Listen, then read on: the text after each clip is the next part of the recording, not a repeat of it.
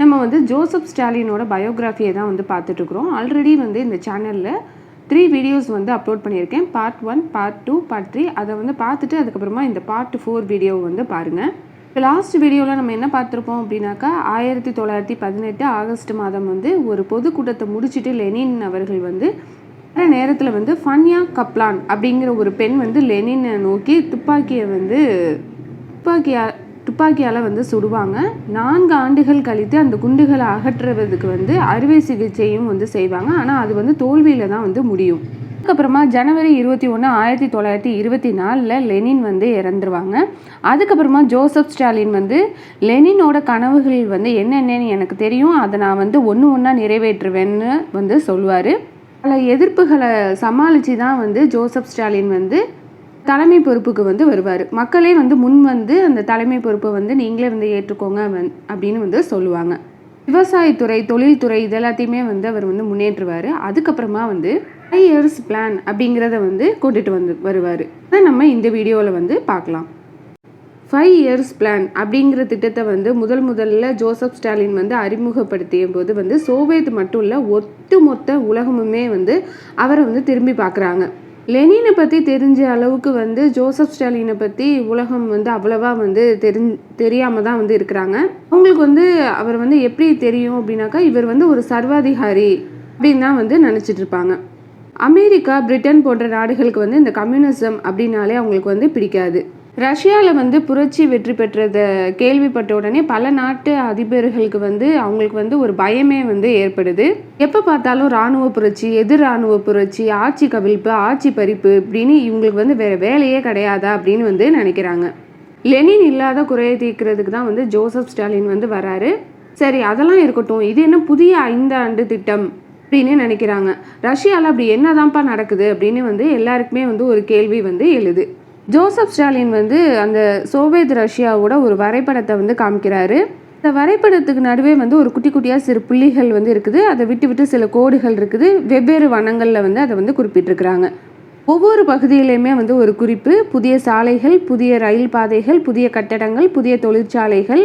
அந்த ஒவ்வொரு குறிப்பின் கீழுமே வந்து ஒரு தேதியும் வந்து எழுதப்பட்டிருக்கு. மொத்தம் 5 ஆண்டுகள் திட்டமிட்டபடி குறிப்பிட்ட வேலைகளை வந்து செய்து முடிக்கணும் அப்படின்னு ஜோசப் ஸ்டாலின் வந்து சொல்கிறாரு. ஏன்னா ரஷ்யா வந்து இப்போ வந்து 50 ஆண்டுகள் வந்து பின்னோக்கி இருக்குது. தொழில் வசதி இல்லை, போக்குவரத்து வசதி இல்லை, முன்னேற்றுவதற்கு வந்து தேவையான எந்த ஒரு விஷயமே இல்லை. இப்படியே நீடிச்சதுன்னா இது வந்து நல்லது கிடையாது அப்படின்னு வந்து சொல்கிறாரு. ஆனால் இந்த 5 ஆண்டுகளில் இத்தனை வேலைகளை வந்து நம்மளால் செய்ய முடியுமா அப்படின்னு வந்து கேட்குறாங்க. ஆனால் செஞ்சு தான் ஆகணும் அப்படின்னு வந்து ஜோசப் ஸ்டாலின் வந்து உத்தரவிடுறாரு. பல நாடுகள்ல இருந்து வல்லுநர்களை வந்து வரவழைக்கிறாங்க. வேலைகளை வந்து பகிர்ந்தும் கொடுக்குறாங்க. ரயில் சாலைகள் அமைக்கிறதுக்கு ஒரு குழு, சாலைகள் அமைக்கிறதுக்கு ஒரு குழு, தொழிற்சாலைகள் கட்டடங்களை கட்டுறதுக்கு ஒரு குழு. அமெரிக்காவிலேருந்து வந்த குழு வந்து என்ன சொல்கிறாங்கன்னா, இது என்ன அநியாயத்துக்கு வந்து இப்படி ஒரு திட்டத்தை வந்து கூட்டிகிட்டு வந்திருக்காரு, இதெல்லாம் வந்து எப்படி சாத்தியமாகும், இது வந்து பைத்தியகாரத்தனமாக வந்து இல்லையா, விஷயம் தெரிந்த யாராவது இப்படி ஒரு அபத்தமான ஒரு திட்டத்தை வந்து போடுவாங்களா? ஜோசப் ஸ்டாலின் வந்து தன்னோட வாய்க்கு வந்தது எல்லாத்தையுமே வந்து சொல்லியிருக்கிறாரு. இது எப்படி நடக்கும் அப்படின்னு சொல்கிறாங்க. 1928 முதல் 5 ஆண்டு திட்டம் வந்து ஆரம்பிக்கவும் படுது. முதல் முறையாக ஜோசப் ஸ்டாலினை பற்றி அதிகமாக தெரிஞ்சு கொள்றதுக்கு வந்து மேற்கு உலகம் வந்து ஆர்வம் காட்ட ஆரம்பிக்கிறாங்க. ஏன்னா புரட்சி அப்படின்னு ஒன்று நடந்து ஜார் ஆட்சி வந்து கவிழ்ந்தது மட்டும்தான் வந்து அவங்களுக்கு தெரியும்.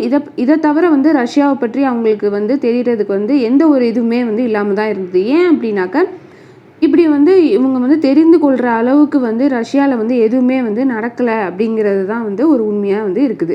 ஜோசப் ஸ்டாலின் வந்து ஆட்சிக்கு வந்ததுக்கப்புறமா வந்து சோவியத்தில் வந்து தினம் ஒரு புது மாற்றங்கள் வந்து வருது. செய்தித்தாளை பிரித்தாலே ஏதாவது ஒரு செய்தி வந்து ரஷ்யாவை பற்றி வந்துடும்.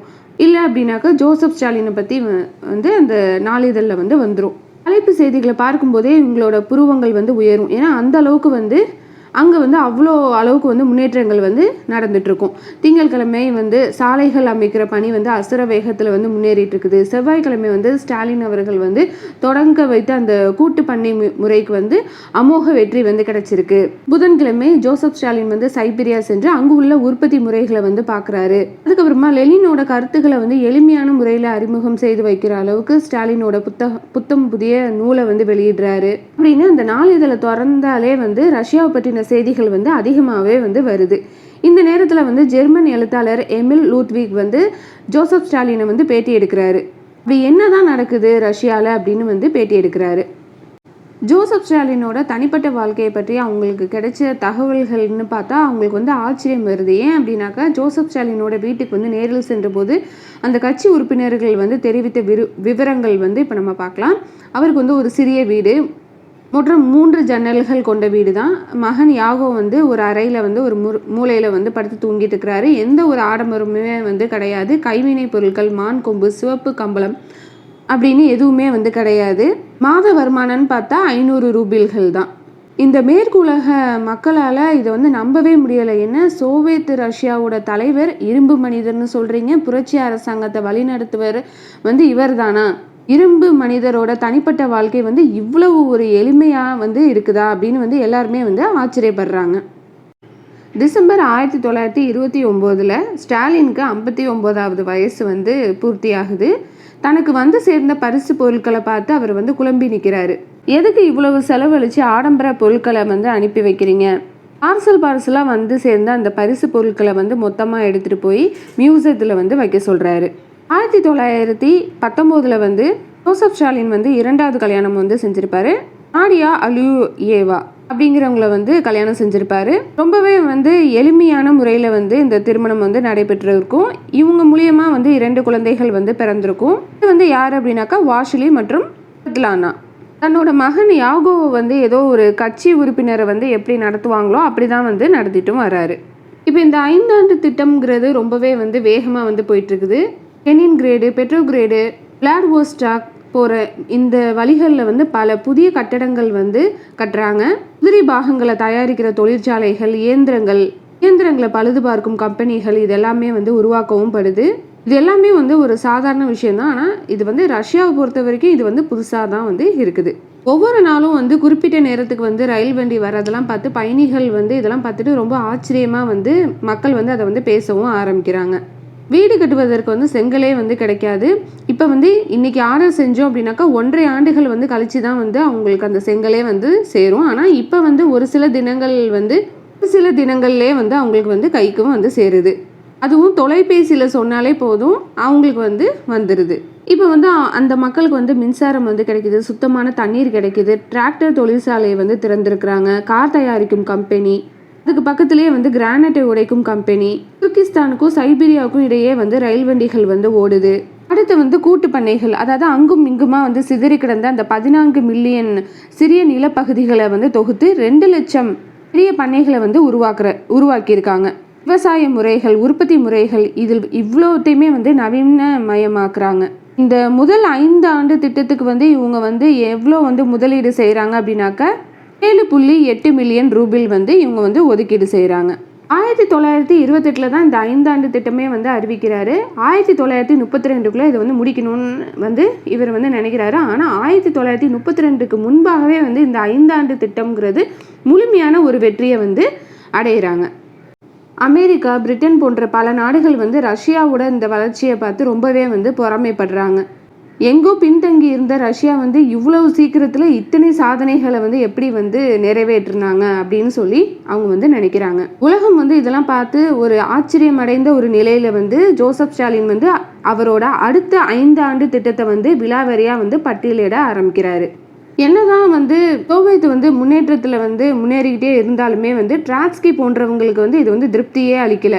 5 ஆண்டு திட்டம் தொடங்கப்பட்ட அந்த அடுத்த ஆண்டு வந்து ட்ராட்ஸ்கி வந்து கான்ஸ்டன்டினோப்பிள் வந்து திரும்புறாரு. அந்த ட்ராட்ஸ்கி வந்து ஜோசப் ஸ்டாலினை வந்து விமர்சிக்கவும் ஆரம்பிக்கிறாரு. மறைமுகமா லெனினோட சிந்தனைகளையும் எழுத்துகளையும் அவரோட கொள்கைகளையும் வந்து எதிர்க்கவும் ஆரம்பிக்கிறாரு. சோவியத் பாட்டாளி வர்க்கம், தொழிலாளர்கள், கூட்டுறவு பண்ணை இதெல்லாத்தையும் பற்றி சுத்த ஹாம்பாக் அப்படின்னு சொல்லி ஆராய்ச்சி கட்டுரையும் வந்து எழுதுறாரு. இந்த ட்ராட்ஸ்கி எழுதின புத்தகங்கள்னு பார்த்தாக்கா 5 ஆண்டு திட்டத்தின் தோல்வி, ஜோசப் ஸ்டாலினின் மோசடி சிந்தனை அப்படின்னு இன்னும் நிறைய நூல்களை வந்து எழுதுறாரு. ரஷ்யா மக்களே எச்சரிக்கையாக இருங்க, நீங்கள் வந்து ஜோசப் ஸ்டாலினை வந்து நம்பாதீங்க, அவரை நீங்கள் நம்பினீங்க அப்படின்னாக்கா படுகொலியில் வந்து தள்ளிடுவார். இந்த ஜார் ஆட்சியை எப்படி நீங்கள் தூக்கி எறிஞ்சிங்களோ அதே மாதிரி இந்த ஜோசப் ஸ்டாலினோட ஆட்சியையும் வந்து நீங்கள் வந்து தூக்கி எறிகிறதுக்கு வந்து ரெடியாக இருங்க அப்படின்னு வந்து சொல்கிறாரு.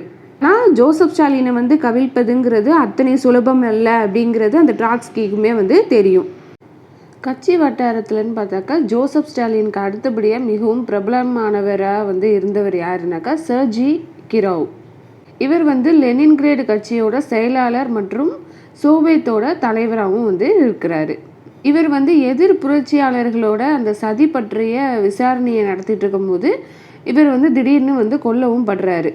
இவரை கொன்ற அந்த லியோனைடு நிக்கோலோவுக்கும் அந்த ட்ராட்ஸ்கியோட குழுவினருக்கும் வந்து தொடர்பு இருக்குது அப்படிங்கிறத வந்து கண்டுபிடிக்கிறாங்க. இந்த ட்ராட்ஸ்கி வந்து சில அமைப்புகளோட வந்து கூட்டு சேர்ந்திருக்கிறதாக வந்து நாளடைவில் வந்து அதுவும் வந்து கண்டுபிடிக்கிறாங்க. அதனால ஜோசப் ஸ்டாலினோட பாதுகாப்பு ஏற்பாடுகளில் வந்து இன்னுமுமே வந்து அதிக கவனத்தை வந்து செலுத்த ஆரம்பிக்கிறாங்க.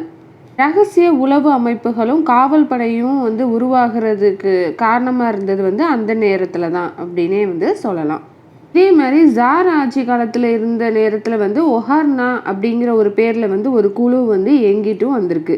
இந்த குழுவோட வேலை என்ன அப்படின்னாக்கா யார் யாரெல்லாம் வந்து சட்டத்துக்கு விரோதமாக நடக்கிறாங்களோ இல்லை புரட்சியில் ஈடுபடுறாங்களோ இல்லைன்னா யாரெல்லாம் ஜார் ஒழிக அப்படின்னு சொல்லி கோஷம் போடுறாங்களோ இதெல்லாத்தையும் வந்து கண்டுபிடிக்கிறது தான் இவங்களோட ஒரு வேலையாக வந்து இருந்திருக்கு. போல்ஷெவிக் அரசு வெற்றி பெற்ற சில வாரங்களில் தொடங்கப்பட்ட அமைப்பு தான் வந்து இந்த செக்கா.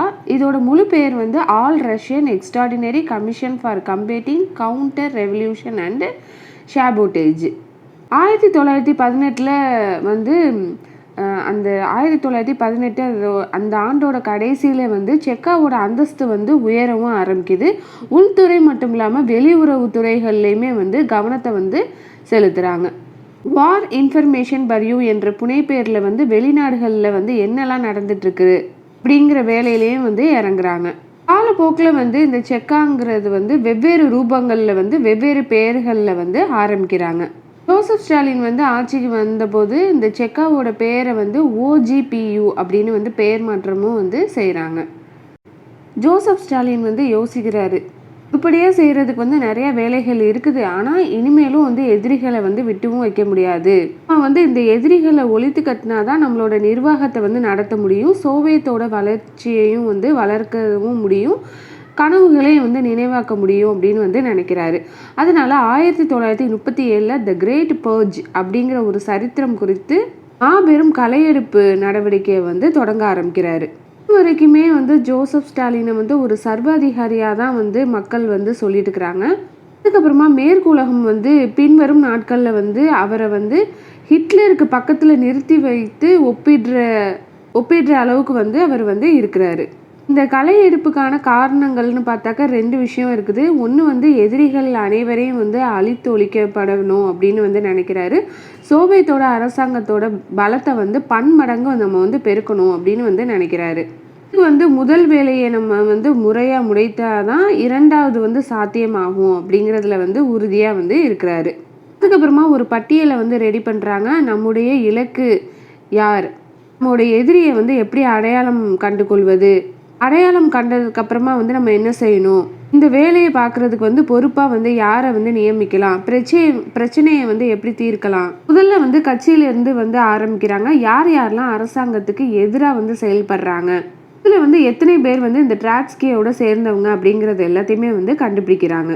இவங்க எடுக்கிற பட்டியலுங்கிறதுன்னு பார்த்தாக்கா ரொம்பவே வந்து நீளமாகவே இருக்குது. அதனால பொறுமையாக உட்காந்து இவங்க வந்து ஆராயிறாங்க.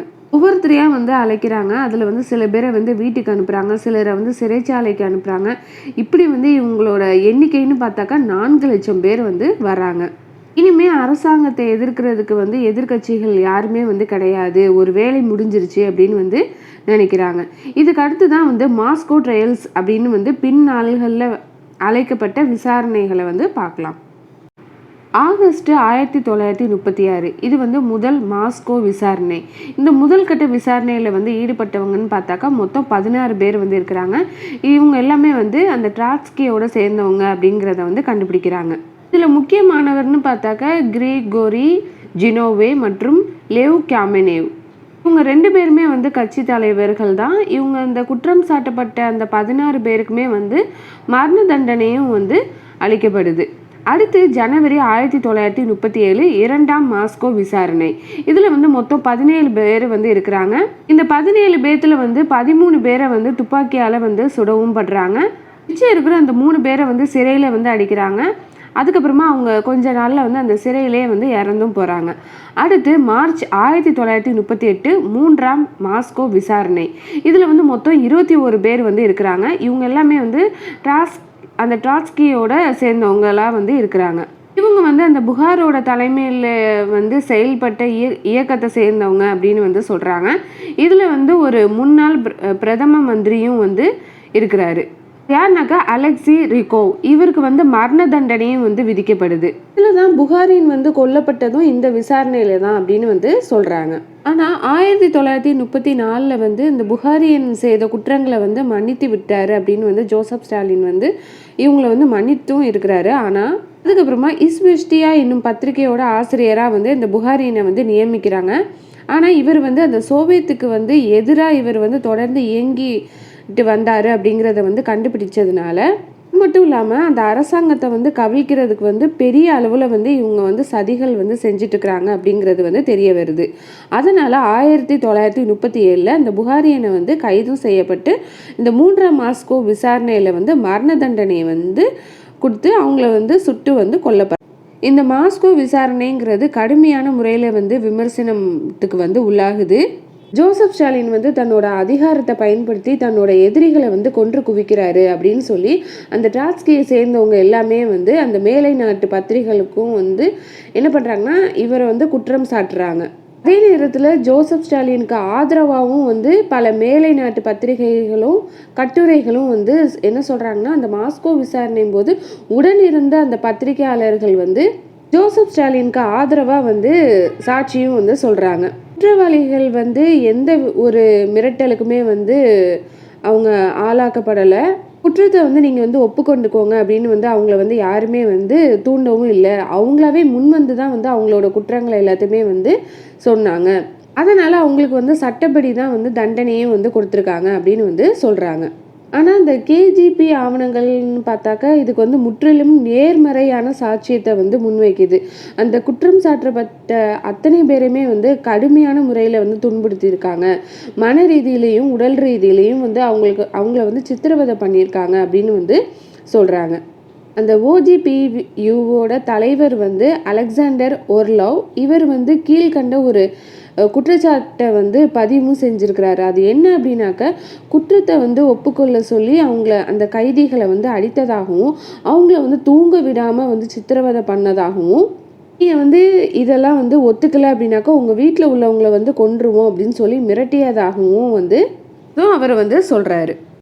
மாஸ்கோ விசாரணையில் வந்து ட்ராட்ஸ்கியோட ஆதரவாளர்கள் வந்து கடுமையாக வந்து விமர்சிக்கிறாங்க. காரணம் இந்த விசாரணையில் வந்து ட்ராட்ஸ்கியோட பேரும் வந்து சம்மந்தப்பட்டது இருக்குது அப்படின்னும் தவிர அவங்களுக்கு அந்த குற்றம் சாட்டப்பட்டவர்களோட பெரும்பாலோர் வந்து ட்ராட்ஸ்கியோட சேர்ந்தவங்க அப்படின்னு வந்து சொல்கிறாங்க. மே 1937 வந்து அமெரிக்காவில் உள்ள அந்த ட்ராட்ஸ்கியவாதிகள் வந்து டேவி கமிஷன் அப்படிங்கிற ஒரு பேரில் வந்து விசாரணை கமிஷனை வந்து அமைக்கிறாங்க. இதற்கு வந்து தலைமை தாங்கியவர்னு பார்த்தாக்கா ஜான் டேவி.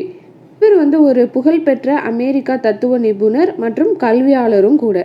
இவரோட வேலை என்ன அப்படின்னாக்கா அந்த தண்டனை விதிக்கப்பட்டவர்கள் வந்து நிரபராதிகள் தான் அப்படிங்கிறதுக்கு வந்து வாதாடுறாரு. இவர் என்ன சொல்கிறாரு அப்படின்னாக்கா இந்த ஐவான் சிமிர்னோவ் வந்து அவரோட குற்றத்தை வந்து அவரே வந்து ஒப்புக்கொண்டதாக வந்து இந்த மாஸ்கோ விசாரணை குழு வந்து அறிவிக்குது.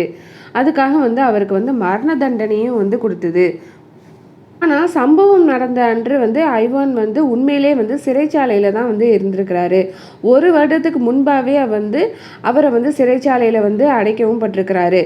இப்படி இருக்கிற நிலையில் வந்து எப்படி கிரோவை வந்து கொல்ல முடிந்தது, இது வந்து எப்படி வந்து சாத்தியம், இப்படி அவரால் வந்து குற்றத்தை வந்து ஒப்புக்கொள்ள முடியும் அப்படின்னு வந்து கேட்குறாங்க. அதனால அந்த மாஸ்கோவில் கொல்லப்பட்ட அனைவருமே வந்து நிரபராதிகள் தான் அப்படிங்கிற ஒரு இதில் வந்து அந்த விசாரணை கமிஷனோட முடிவு வந்து சொல்லுது அப்படின்னு வந்து சொல்கிறாரு. வந்து இந்த ட்ராட்ஸ்கிவாதிகள்லாம் வந்து என்ன சொல்கிறாங்கன்னா ஐயோ இந்த சோவியத்தில் வந்து ரத்த ஆறே ஓடிட்டுருக்குது, இந்த ஜோசப் ஸ்டாலின் வந்து எல்லாரையுமே வந்து இழுத்து பிடிச்சி தள்ளி கொண்டுட்ருக்கிறாரு அப்படின்னு வந்து உலகம் ஃபுல்லாக வந்து பரப்பவும் ஆரம்பிக்கிறாங்க. இப்போ வந்து அந்த மேலை நாட்டில் உள்ளவங்களாம் வந்து என்ன கேட்குறாங்கனாக்கா இந்த குற்றச்சாட்டுகளுக்கு எல்லாம் இந்த ஜோசப் ஸ்டாலின் முன்வைக்கும் விளக்கம் தான் என்ன, இந்த கலையெடுப்புக்கும் இந்த நடவடிக்கையும் வந்து ஜோசப் ஸ்டாலின் தான் வந்து பொறுப்பா, இவ்வளவு படுகொலை செஞ்சுருக்கிறீங்களே இதுக்கு வந்து நீங்கள் தான் வந்து பொறுப்பா அப்படின்னு வந்து கேட்குறாங்க. இந்த கலையெடுப்பு தொடங்கி 1 வருடம் கழித்து ஜனவரி 1938 வந்து கட்சி மத்திய குழு வந்து ஒரு அறிக்கையை வந்து சமர்ப்பிக்கிறாங்க. இதில் வந்து என்ன சொல்கிறாங்க அப்படின்னாக்கா, இந்த கலையெடுப்புக்கு வந்து உத்தரவு போட்டது வந்து ஜோசப் ஸ்டாலின் தான். ஆனால் ஒவ்வொரு விசாரணையும் போதும் ஒவ்வொரு முறையும் வந்து இந்த ஒவ்வொருத்தரையும் வந்து விசாரிக்கும் போதும் ஒவ்வொரு முறையும் வந்து தண்டனைகள் வந்து கொடுக்கும் போதும் ஜோசப் ஸ்டாலின் வந்து உடன் இல்லை, இதெல்லாம் வந்து தவறானது அப்படின்னு வந்து சொல்கிறாங்க. இந்த பொறுப்பை வந்து சோவியத்தோட தலைவர்கள்ட்ட தான் வந்து பொறுப்பை வந்து கொடுத்துருக்குறாங்க. இந்த தண்டனைகளை வந்து நிறைவேற்றும் போது வந்து ஏதோ வந்து ஒரு குளறுபடியும் வந்து நடந்தது தான் காரணம் அப்படின்னு வந்து அந்த அறிக்கையில் வந்து சொல்கிறாங்க. இதுக்கப்புறம் தான் வந்து 2ஆம் உலகப் போர் வந்து வருது. இதுக்கப்புறமா வந்து என்ன நடக்குதுங்கிறத நம்ம அடுத்த வீடியோவில் வந்து பார்க்கலாம்.